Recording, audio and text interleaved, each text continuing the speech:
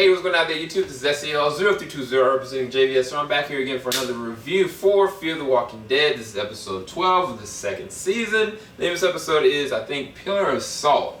What did I think about this episode? I don't know. I know I get, every single time I do this review, I keep on saying, I don't know, I really like it. I don't know, or it's really bad. And it's been kind of like a back and forth. I would say this episode was pretty good from a character development perspective, specifically with Madison and her daughter Alicia. Those different moments of them talking with other characters, like when Alicia was talking with Strand about the dynamics of her thought process of her mother, or just the way she is as a person. I thought that was a really good moment. With Nick and Luciana, and talking about like what's going on with, I keep on calling him the pharmacist, but it's Alejandro, and how he's kind of like breaking under the cracks, and like Luciana, she's blindly having faith in him, and like Nick is like, this man's presenting himself like a father to me, and yet he's beyond reproach. Nah, I don't trust him, you know. And it's the psychology of the characters is very smart and understanding, and that's one of the reasons why I like the last episode. It's just nothing really ultimately quote unquote happened. And if I took this as a face value, if I looked and like this is my first time watching this season, you know, and I kind of backtrack, so people would kind of miss some of the stuff that was going on, specifically with Ophelia, because Ophelia just kind of like went out the door, and they in the very beginning they took with her, and then in the very end they went with her, and I like those moments, but I think that she deserved at least another sequence. So I was like, some of the stuff that they were kind of doing with Madison and even with some other people, it was just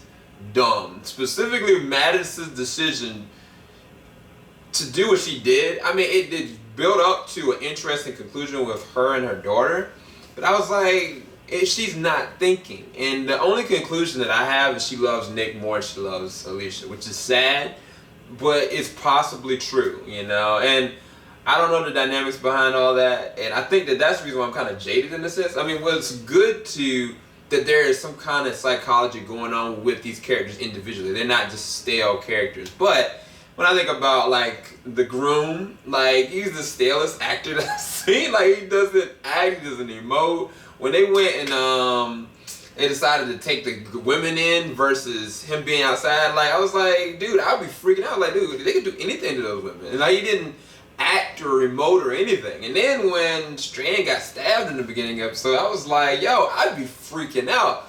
Like, and nobody, you know, goes and tracks her down. I was thinking that Madison was gonna go and do something about her and deal with her. I was like, okay, that understands. And then it's weird. Like, there's moments where Madison steps up as a leader, and then there's moments where Madison just like caves. And the thing that's the difference between the dynamics of this show is Walking Dead. Nick, we know, I'm not Nick, but Rick, ironically, Rick, he is a sound mind person. He's a good person internally. And at the same time, yeah, he loses focus and does stuff, but he always thinks coherently. Madison does not. And because like she's kind of put to the main character arc, kind of like the Nick or Rick character, I don't know, it falls in between the tracks. And it's like, then you could think of maybe Nick as being the main character of the show, but yeah, he really isn't. And so it's like, I don't know, like it makes it so convoluted as far as where we're kind of going with all this. But I don't know, man. Like, it's so many different questions. Like, I think that they didn't give me enough answers, and they presented way more questions, because now I'm thinking, what's going on with Alejandro? Is he dealing with infection still?